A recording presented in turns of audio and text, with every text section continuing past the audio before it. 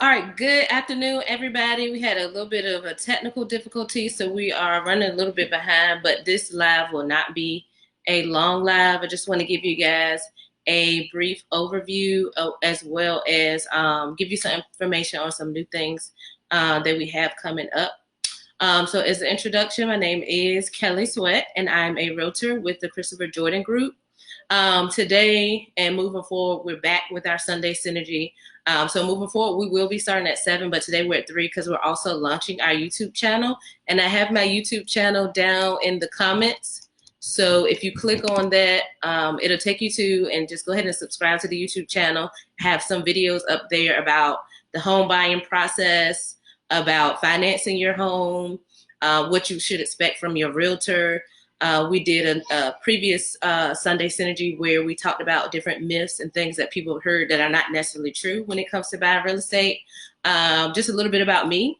I am from a small city called Franklin, Virginia. I have a bachelor's degree in political science. I'm a licensed realtor in the state of Virginia. And I am a mother of an 8-year-old named Kristen.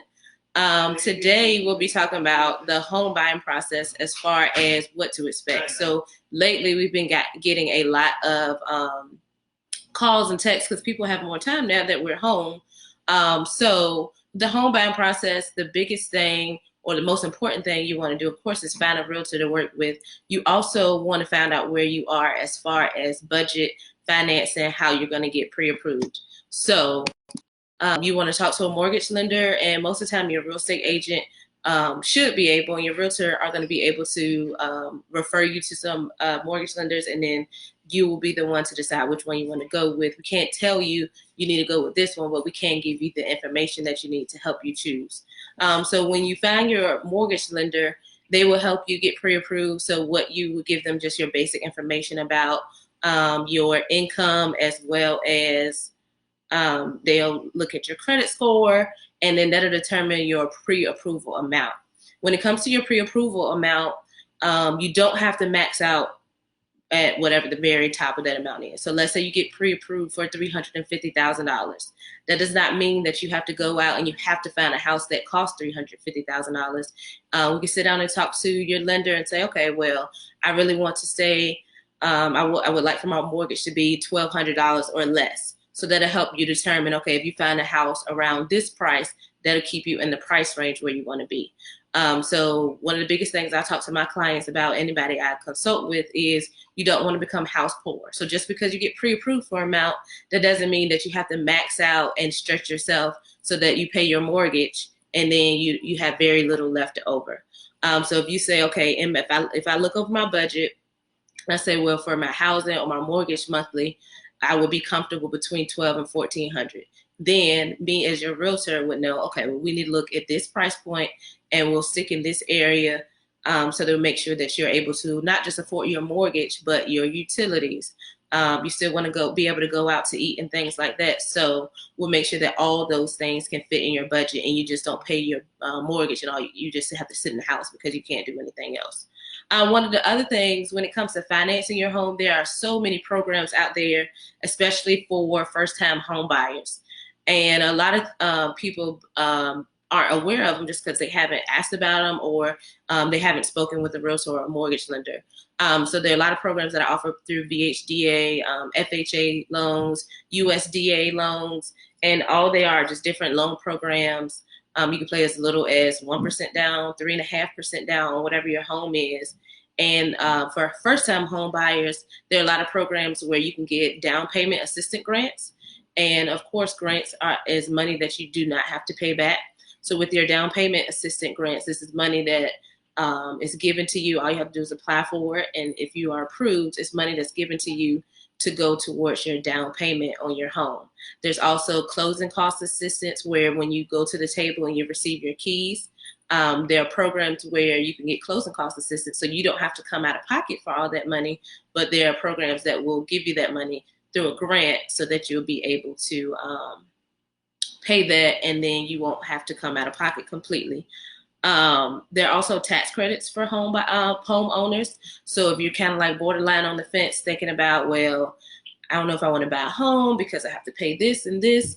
The biggest thing is a home is an investment. When we rent, you pay someone else's mortgage, or you're paying a landlord, you're paying a company, and it never belongs to you. With a home, you can build equity in that home. There are people that bought $100,000 home, fixed it up, built equity in it, and then sold it for, you know, more than what they bought it for. So you end up making a profit. And even if you want to keep your home, there are so many things that you can do with the equity that you build up over time.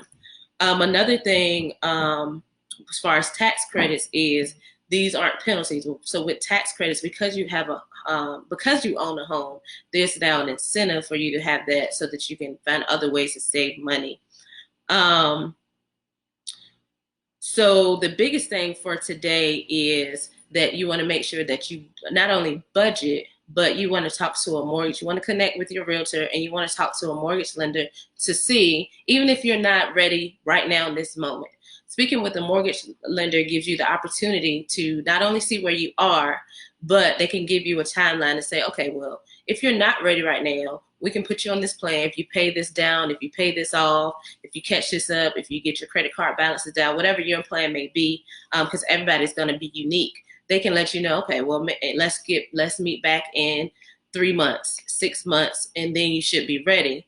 The biggest thing with that is just being disciplined and not spending the extra money and not overcharging on your credit cards, because that usage affects your credit score.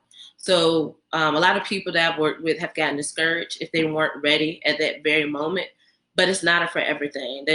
Everything can be fixed. Just like with real estate, everything is negotiable. When it comes to your credit score and your debt to income, all of that can be fixed. If you think, oh, well, I'm stuck in a lease. My lease is another 18 months. My lease is another 7 months. That's not necessarily the truth. There are times when some sellers will pay off your lease to get you into that home because they're ready to sell the home. And if you're ready to buy it, there are some sellers that be willing to pay off whatever's left on your lease so that they can ensure that you are getting to that home. So budgeting is a big thing. So cutting back on the eating out sometimes, paying off bills versus buying new shoes. That's the largest thing. And you don't know where you are until you speak to a mortgage lender, a loan originator, and that's one of the biggest steps. That's one of the first steps when it comes to purchasing a home. So you want to find a realtor, you want to speak with someone about where your credit is, and don't be afraid. It's worse if you have no clue. If you find out and we can make a plan, that's great. If you find out and you get approved, we can start looking. And even now with everything going on with the coronavirus and COVID-19, there are ways that you can look at houses on virtual tours. You can ride through neighborhoods and cancel out houses, so that'll cancel out how many you actually have to go into. So let's say you find 5 houses that you like, and we say, okay, well, let's ride through the neighborhood and see what you think about that neighborhood. If you're like, okay, no, actually don't like it anymore, that's one less place you have to visit. And again, there are virtual tours. We as agents, if you don't feel comfortable going out, we can go safely, of course, and with practicing, mask and gloves, we can go out to the home, we can FaceTime you or call you and walk through the house for you. So again, there are ways around so many things, and there are ways to ensure that you get the best experience. So you want to pick an agent that's definitely willing to go above and beyond for you to make sure that you're comfortable. Even if you say, well, I'm not ready right now, we can still keep you in the loop, still let you know what's going on when it comes to financing, because the market changes almost every day now. And that's just because of everything that's going on right now. The market changes so frequently, but we can get you approved. If we can get you locked in, then we can make sure that we keep you in the best position that you need to be in. If you do have any questions, you can definitely email me. I'll put my email in here. You can also DM me.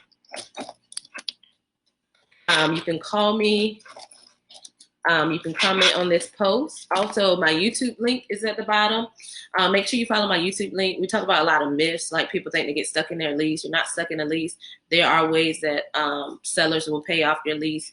People think that you need $20,000, $30,000 as a down payment. That's not true. There are programs where you may not have to pay anything down, especially if you're military. If you get approved for some of the loans to VHDA, you may not have to put anything down. You may end up putting $1,000 down, $1,500 down. Don't know until you ask. And there are definitely programs for first-time homeowners. There are tax incentives.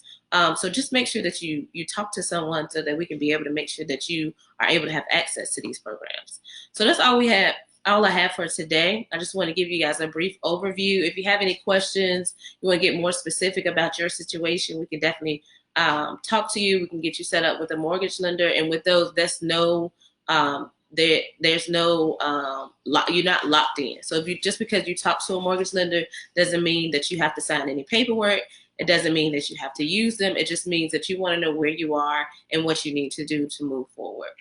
So I hope you guys enjoyed this, and you can definitely check out my YouTube channel. I have about 4 videos up, and then we have some that are going to be coming up every Sunday that follow various options when it comes to real estate. So I will see you guys next Sunday, and be sure to follow my YouTube channel. Call me, text me. I'm always available and here for you. Thanks.